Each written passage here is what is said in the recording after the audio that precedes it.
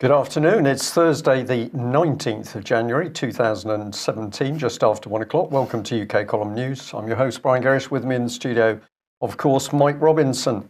We'll just say many people across the country are saying it's cold. It's certainly pretty chilly here in Plymouth. But I'm pleased to say we've got a lot of blue sky and sunshine. So the weather's looking good, political climate not looking so good. But don't worry, because Theresa May's Fair Society is going to be looking after you, provided you take the mark of the beast. So here's the headline. It's patients in Cornwall to be issued a barcode and scanned as parts of a new safety trial in hospitals. Yes, this is real. There's a number of reports in Cornish press about this. The one in front of me says Cornwall's been chosen as one of the 6 test sites in the UK to trial tagging surgery instruments, breast implants and replacement hips with barcodes in a bid to improve patient safety. So the Royal Cornwall Hospitals Trust is involved, but Plymouth Hospital Derriford is also involved, I think. And the barcoding will allow everything from a screw used in a knee operation or a breast arm implant to be tracked. Now, where has this come from? Well, if you have a look at Cornwall Live and follow through, they've got a little cartoon, because, of course, this is all nice. It's all sort of cartoon, nothing to worry about at all. So there's the nice little animated hand drawing the nice little cartoon figures. But what we've highlighted there, of course, is the Pan-European Public Procurement Online System. So Jeremy Hunt would have us believe that this has actually come from him. If you get into this little video, it becomes apparent what's going on very quickly. This is moving us towards taking the microchip, the mark of the beast. And of course, pets were the trial with this. So your dog has to be microchipped. That was nothing to do for the safety of your dog. That was to get you used to the idea that it's pretty cool to be microchipped. And I'll just read this little bit here. Secretary of State for Health, Jeremy Hunt. Now, you remember, this is the man who says there's no NHS crisis, no problem at all with people dying on stretchers in corridors or packed A&E departments or people being turned away from the NHS. There's no problem, but he's pretty happy that he's implementing Scan for Safety. It's a world first in healthcare and a vital part of this government's drive to make the NHS the safest and most transparent healthcare system in the world. So there we are. If you've read stuff in the paper about people dying in their thousands at Staff Hospital or at least 10 or 11 other similar hospitals, or more recent reports, those reports are clearly fake news because Jeremy Hunt says there is no crisis in the NHS. Theresa May, the Prime Minister's backed that up.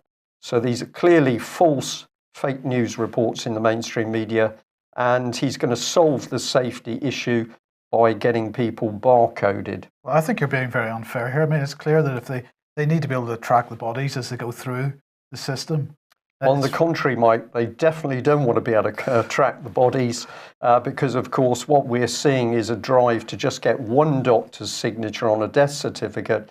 And as we've reported a couple of weeks ago, the government very keen to bring in private funeral arrangements, that's private for profit, where bodies can be taken out of the NHS and cremated within a matter of hours.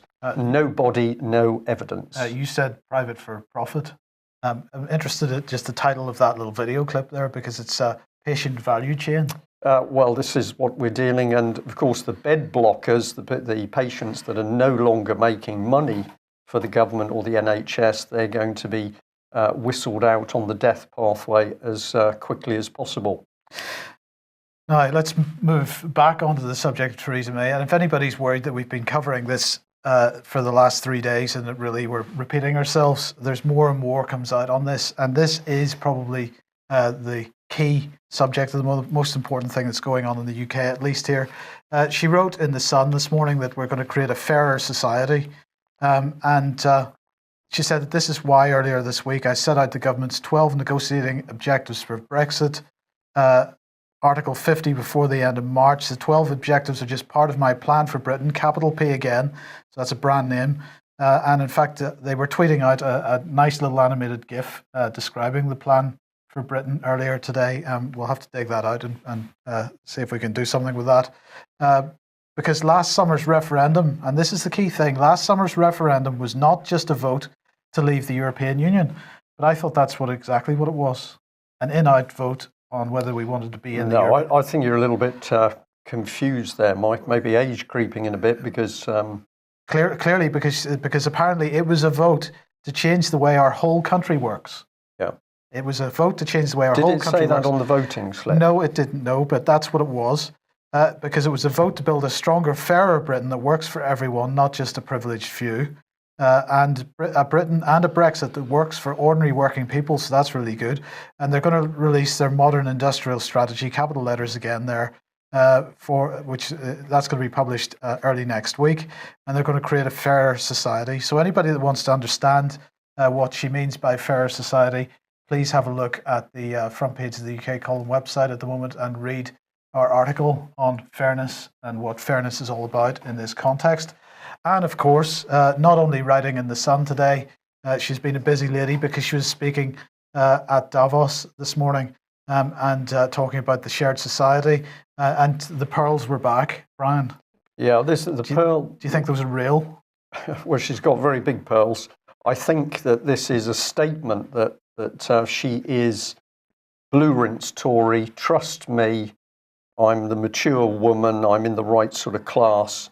This is all part of her propaganda of image. That's right, but we've got to remember who her audience for this event was, the globalists, and that was exactly who she was speaking to, because she was determined that she can deliver the change that people need. And who were the people? Well, of course, the people she was speaking to at Davos. She said that she wants to show how, by taking a new approach that harnesses the good of what works and changes what does not work, that she can maintain, indeed can build, support for the rules-based international system. The UK, she said, a country that has so often been at the forefront of economic and social change, will step up to a new leadership role as the strongest and most forceful advocate for free trade anywhere in the world. And it's interesting that a couple of other people have now started to pick up on the fact that Britain is becoming the free trade advocate.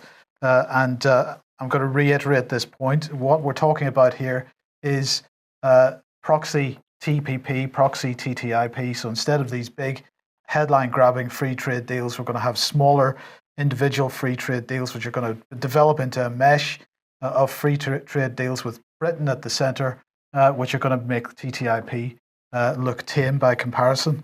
She went on to say a little over 6 months ago, millions of my fellow citizens upset the odds by voting to leave the European Union and embrace the world. Let's not underestimate the magnitude of that decision. It means Britain must face up to a period of momentous change, and I believe that's exactly what's coming.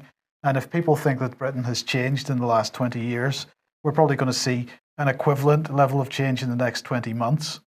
Yeah, to take us to a worse level. I'll comment on that in a minute, if I may. Absolutely. While it may have been easy for the British people to shy away from such a path, they fixed their eyes on that brighter future and chose a bold, ambitious course instead. They chose to build a truly global Britain. And again, I ask, was that on the ballot? No, it wasn't. No. The language is really excellent, Mike, isn't it? Because they're not talking about Britain as in the nation state and the people who live in Britain. This is her talking for this unique group. That's right. This is becoming more and more easy to discern when you listen to what she actually says. And this is the key point, and this is why I'm spending so much time on this. What she is saying at this point is really important to understand, I believe. She went on to say, however, the mission I have laid out for the government I lead, to make Britain a country that works for everyone, goes further. It is to build something that I've called the shared society, one that doesn't just value our individual rights, but focuses rather more on the responsibilities that we have to one another. This respects the bonds that people share. And that recognizes the obligations we have as citizens, obligations that make our society work. So this is a completely turning British society on its head, common law society, where government protects the rights of the individual. And now we only get those rights if we meet our obligations. This is absolutely key to what's going on here. It is these bonds and obligations that make our society strong, she said, and answer our basic human need for definition and identity. And I'm absolutely clear that it is the job of government to encourage and nurture the relationships, networks, and institutions that provide that definition. So if we put this statement to nurture the relationships, networks, and institutions into the context of the common purpose with the small c and the small p, what we have is not only the common purpose networks of the charity, but we have the NGO networks, we have the business networks, and all these networks, this is Theresa May's Black Widow web, all these networks being merged, joined. This is communitarianism of a type that I think nobody has even considered. Yeah. And it is an extreme form of politics. And isn't it interesting that she makes this very detailed speech to Davos, but you don't see Theresa May standing up actually talking to the British nation about what she's going to do, that, for example, she is going to revitalise the railways and public transport. She doesn't stand in front of the nation actually talking tangible facts about what she can grip to be going on in the country, industry, getting proper jobs back. Because those things aren't on the table. They're not on the table. You go to Davos and you talk in this very flowery newspeak language about an agenda which these people obviously know is going on, but those silly little voters back in UK, they don't really need to know. So, and then she went on to discuss globalization again, and she was back onto this rhetoric that she started off with back in November at the Mansion House speech. She said that, excuse me, on globalization, that some people are being left behind by economic changes. She said it's essential for business to show leadership, to show that in this globalized world, everyone is playing by the rules. Well, we're going to come on to Rolls-Royce again in a moment because there's more on that. But of course, we've seen this with the way that business respects the same rules as everybody else, from the banks and from a whole bunch of other business types, business categories. She went on to say, if you're just getting by, you don't want a government that gets out of the way. You want a government that will help you. I think she's got that 180 degrees out. I think probably most people at this point just want the government to get the heck out of the way. She goes on to say, I'm determined that centre ground mainstream politics can respond to the concerns people have today. And as we build a new, bold, confident global Britain and shape a new era of globalization that genuinely works for all, and as we harness the forces of globalization so the system works for everyone and so maintains public support for that system in generations to come. She's saying the same thing over and over again. I want this to be the legacy of our time, to use this moment to provide a responsible leadership that will bring the benefits of free trade to every corner of the world. So that's her legacy. So we can't run. I'll come back to this very simple and easy statement. We've got this Theresa May's Conservative government that can't run Britain. The country is on the verge of collapse at the moment. But what is their policy all focused on? We're going to run the world. Yes, that's exactly it. Liam Fox, then, he is our International Trade Minister. Wasn't he disgraced by using a Mr. Werrity as his very close friend, taking him into meetings when he wasn't actually qualified to be in those meetings? Yeah, I wasn't sure exactly what the relationship was there. So Fox is disgraced, steps down from sort of political the front, bit of time in the wings, and now he's brought back in. Right, as Free Trade Minister, and here we go. Britain is embracing the brave new world of free trade, he wrote in the Telegraph this morning. The brave new world of free trade, that's fantastic. When Britain voted to leave the European Union, it was not a symptom of insularity nor a call for isolation or protectionism. Rather, it represented a desire to return to our roots as a global nation with global influence, a small island with a mighty economy, selling our goods from Los Angeles to Lahore and all points in between. Fantastic. Absolutely wonderful. I don't think I can bore you with the rest of it because it really is rubbish. But nonetheless, the key point here is free trade, as we said, I think a year ago, has been and remains at the centre of British policy, and this is where they're going. But I'm going to spend a little bit more time on this full because Boris Johnson made a fantastic speech yesterday in India, and he said he was complaining about whiskey tariffs because Boris takes things seriously, and he said that although he had no particular desire to attack Indian whiskey tariffs, I think the time has come to stick up for free trade. We have reach. We have just decided to restore our military. Well, he went on to talk about the military, would you believe? And Britain's reach around the globe. Had he been drinking whiskey at that stage? I suspect he had, but he was telling everybody there about how great Britain's hard power reach was. Because soft power we'll come on to in a second, but he said we have reach. We have just decided to restore our military presence in east of Suez with a £3 billion commitment over 10 years and naval support facility in Bahrain. We've committed to the whole world, he said. Sorry, we have commitment to the whole world. The Royal Air Force has just sent Typhoon fighters to Japan and South Korea on exercise Eastern Venture, showing that Britain remains one of a handful of countries able to deploy air power 7,000 miles from our shores. We have ambition. Our Strategic Defence and Security Review makes it clear that the Royal Navy's new aircraft carriers will be present in Asian waters. The five-power defence arrangement, which joins Britain with Malaysia, Singapore, Australia, and New Zealand, remains the only permanent and multilateral defence pact in Asia. Twice a year, British forces exercise alongside our allies in Southeast Asia.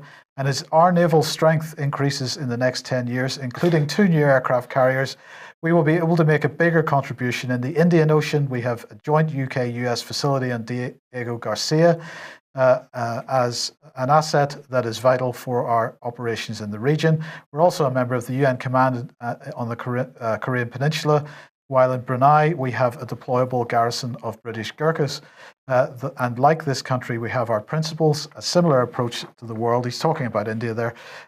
When it comes to the tensions in the South China Sea, we're in favour of the rules-based order. So there we go again, back to this rules-based international order. Britain takes no position on the merits of competing claims in the South China Sea, but we too take a view on how they're pursued. So that's good. That should make us all feel comfortable. Yeah, take more water with it. Yeah, well, yes, indeed. And we did get back onto whiskey then because he said, and let us go back to the whiskey with which I began. It is an extraordinary fact that no one can deny that even though Scotland is incontestably the home and progenitor of Scotch, the only place in the world where water trickles through the Peaty Glen in exactly the right way. The total share of Scotch whisky, the authentic whisky, in the Indian market, the biggest single market in the world, is something like 4%, netting the UK only £80 million a year in exports. Now imagine if we could just double or treble that by removing those pesky tariffs and giving the Indian consumer more money to spend on other things. Think of the boost in morale of the Indian whisky drinker and the boost to the Scottish industry. And then think how wonderful systematically it would be if we could have zero tariffs on Indian products such as those electric cars or buses that you're now seeing on the streets of London. Yeah, we wouldn't want anything like that produced in UK. No. We'll sell them alcohol, but we wouldn't want anything actually tangible produced in UK. The question is, if we sell them more alcohol, what kinds of buses and cars will we get back? That's a very interesting question. Yes. Anyway, in the meantime, Christine Lagarde said, well, don't worry about anything anybody's saying. It's going to be really hard and there's going to be lots of pain and Brexit's going to be really difficult and stuff like that. She's not in prison at the moment for some reason, even though she was... I thought there was a little bit of fraud gone on in the background. Indeed, and she was prosecuted for it, but no, she's still back out. Still out and about. She doesn't end up in solitary confinement for 9 months for doing nothing. Perhaps we should start a petition for Christine Lagarde, HMP Foston Hall.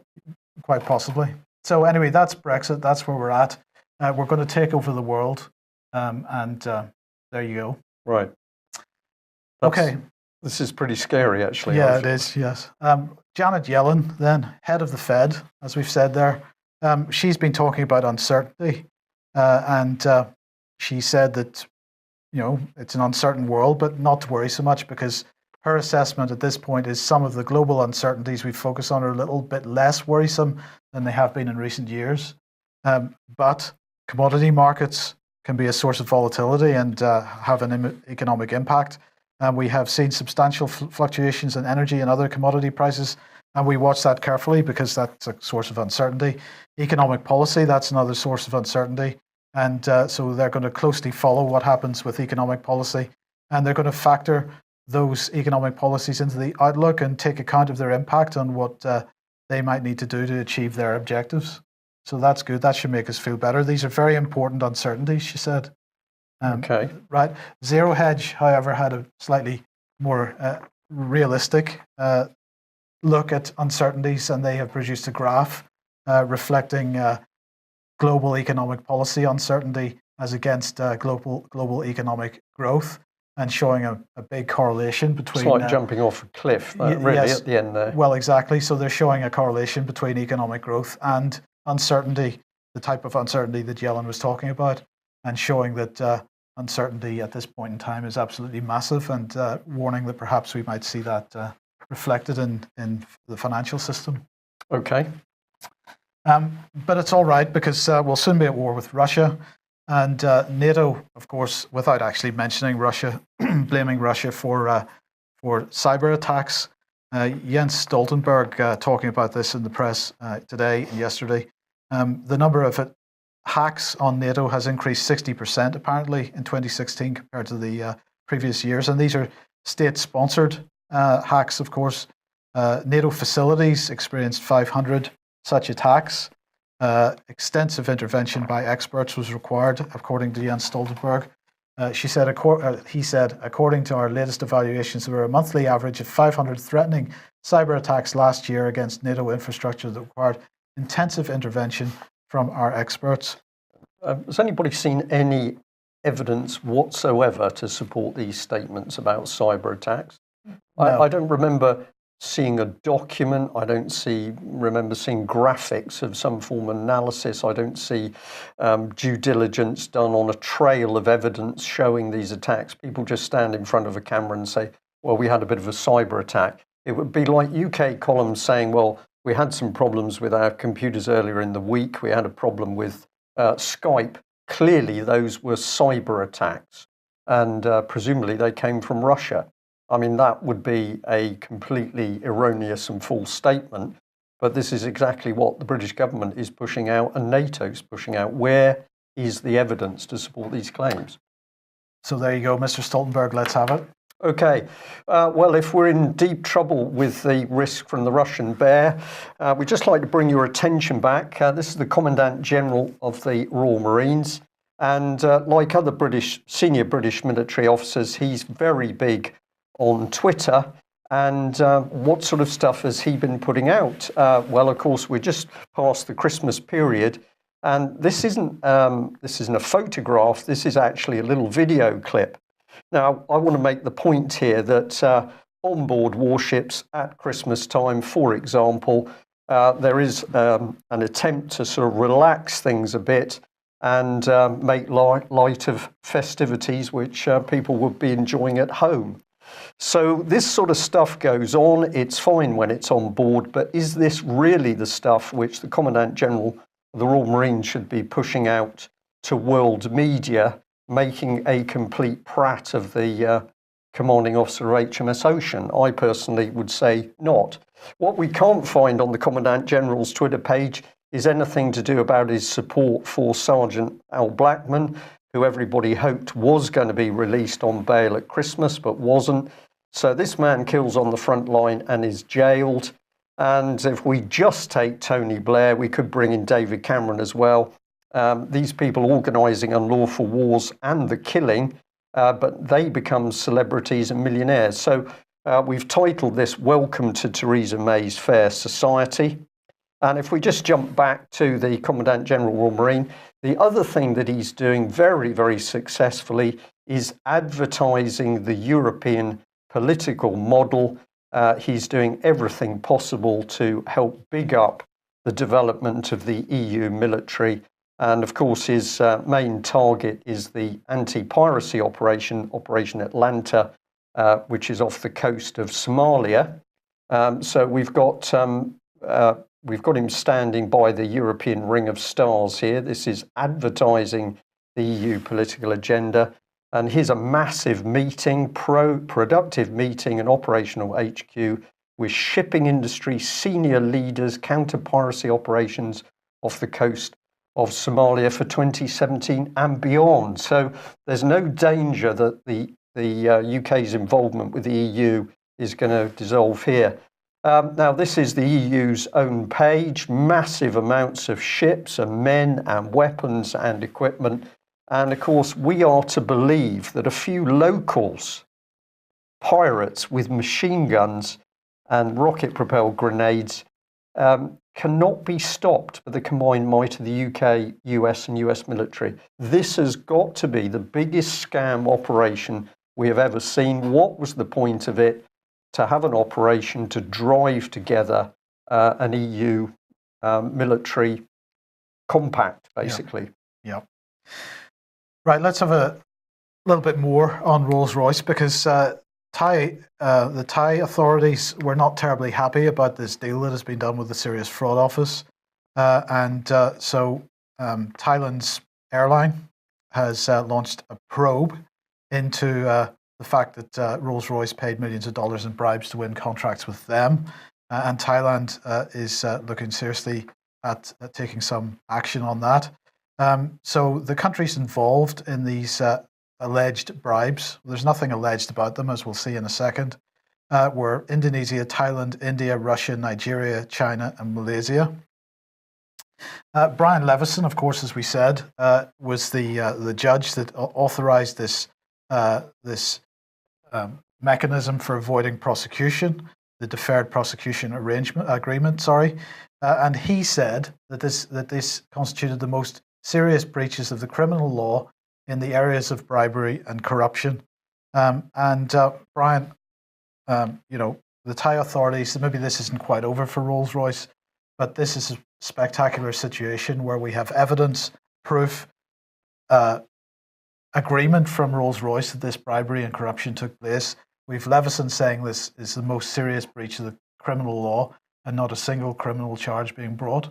And Levison must have helped facilitate that situation. Absolutely, Mike, this is the key point. So the man who was put forward by David Cameron to take control of Britain's press and media, fully backed up by Common Purpose, the political charity, this is the man who now says, well, massive fraud and corruption, but we don't want to prosecute any individual because that would be simply too horrible.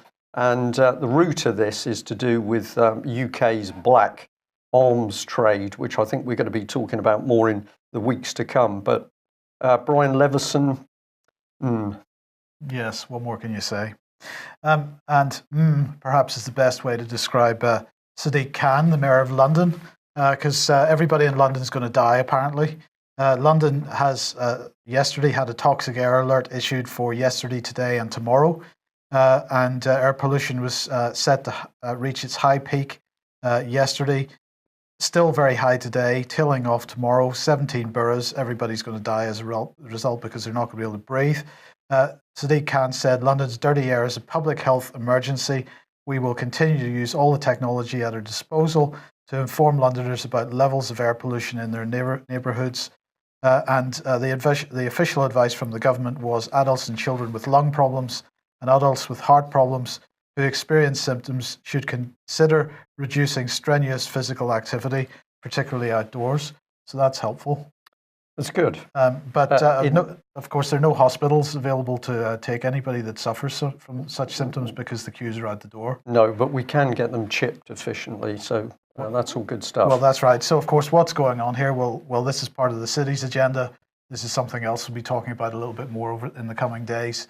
There'll be no transport in London other than London Transport. Built in India. Yes. Now, let's have some more fake news because, of course, Channel 4, in recent weeks, while we've had Vanessa Beeley on the programme talking about Syria in particular, Channel 4, the purveyors of fake news on Channel 4 News, have decided that the way they're going to fight fake news is by running a week of programmes on fake news. So they just carry on their normal program. Exactly. Yeah. So it's going to be documentaries, news programs, some satirical stuff, all about fake news. and that's going to happen early in February.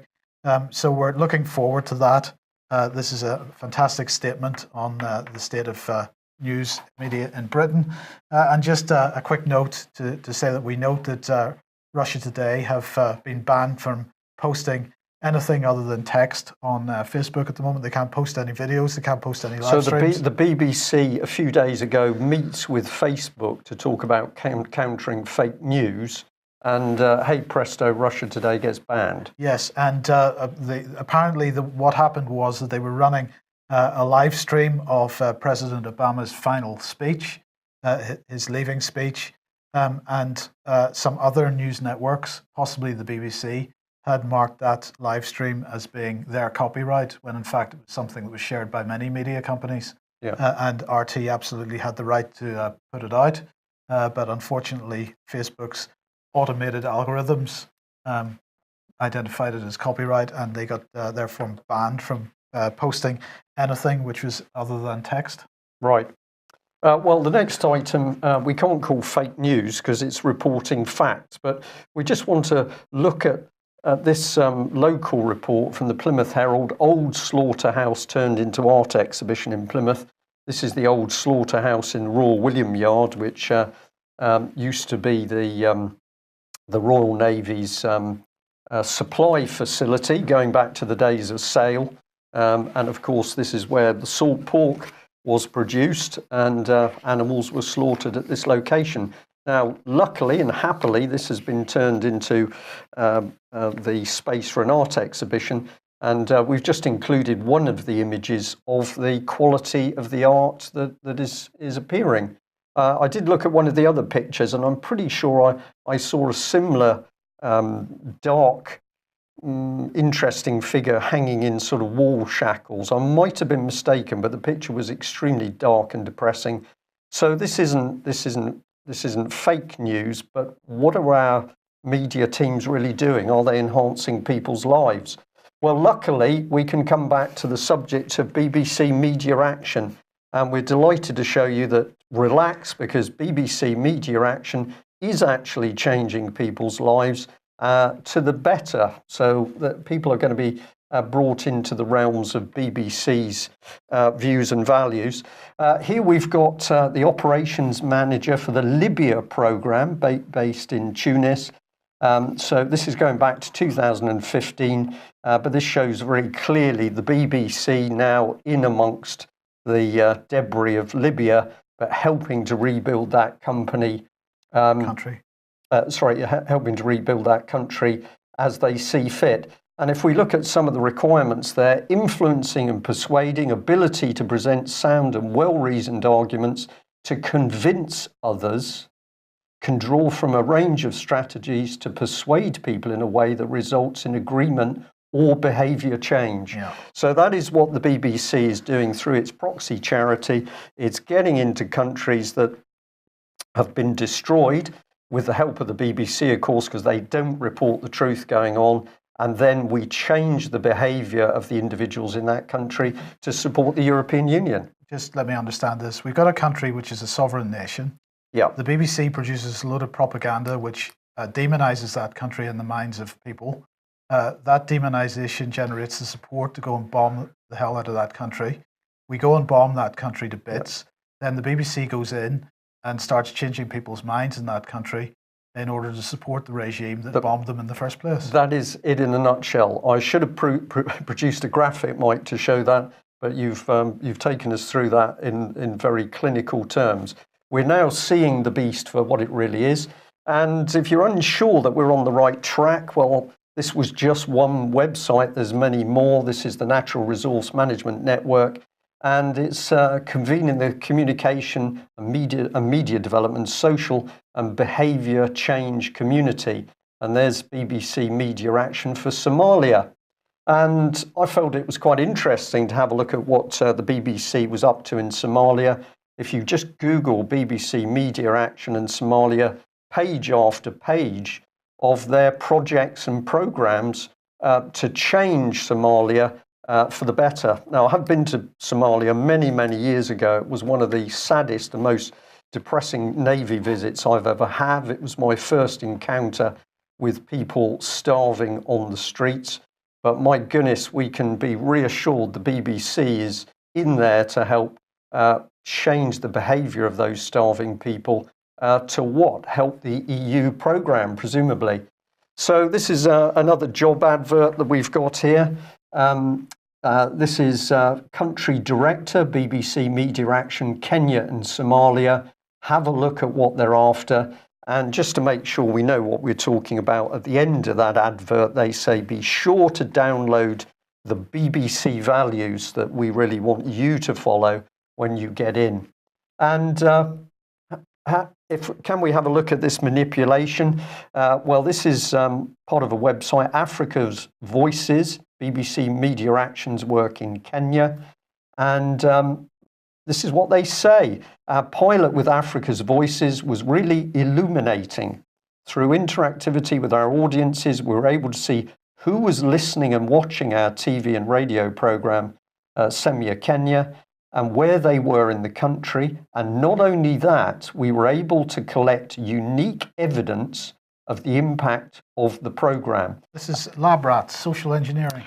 Yeah, but social engineering, what were they doing? They were actually influencing the Kenyan elections. So the BBC was in there influencing the way people were going to vote in Kenya. Sorry, can I just clarify? We've got a bit of a problem at the moment because Russia has been alleged to be influencing an election in the United States. That's true. That's a problem. Yes. But this isn't.